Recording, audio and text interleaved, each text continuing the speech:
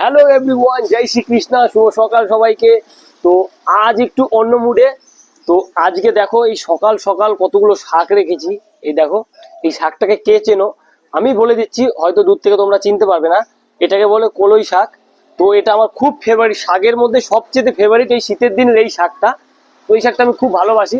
But মা এই শাকটা বাঁচতে চায়নি আজকে, যে টাইমটা নষ্ট হয়ে যাবে, মানে তোমার অন্য কাজে ব্যস্ত আছে।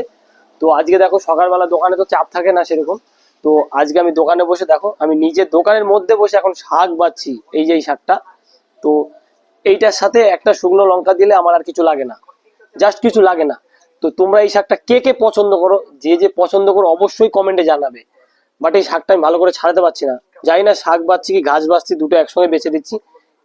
তো সঙ্গে পার্টনার রয়েছে, কি বাছা হচ্ছে এটা। তো তোমরা কে কে পছন্দ করো এই শাকটা বলো। বাট আমার শাক কিন্তু খুব ভালো লাগে, হেভি লাগে, যে কোনো শাক।